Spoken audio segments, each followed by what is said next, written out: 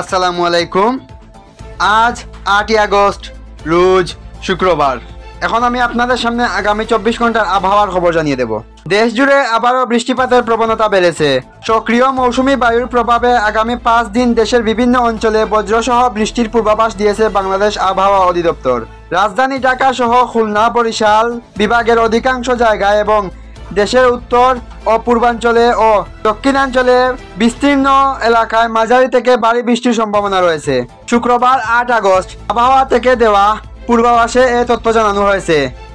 মৌসুমি বায়ুর অক্ষে রাজস্থান, হরিয়ানা, উত্তরপ্রদেশ, বিহার, পশ্চিমবঙ্গ ও বাংলাদেশের উত্তরাঞ্চল হয়ে আসাম পর্যন্ত বিস্তৃত রয়েছে।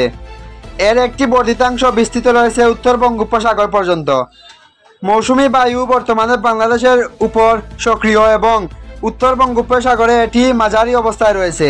আজ সকাল 9টা থেকে শুরু হওয়া পূর্বাভাস অনুযায়ী ঢাকা, খুলনা ও বরিশাল বিভাগের অধিকাংশ জায়গায় এবং রংপুর, রাজশাহী, ময়মনসিংহ, চট্টগ্রাম ও সিলেট বিভাগের অনেক জায়গায় হালকা থেকে মাঝারি ধরনের বৃষ্টি ও বজ্রসহ বৃষ্টি হতে পারে। বিশেষ করে খুলনা, বরিশাল ও চট্টগ্রামের কিছু কিছু স্থানে ভারী থেকে অতি ভারী বর্ষণ হতে পারে।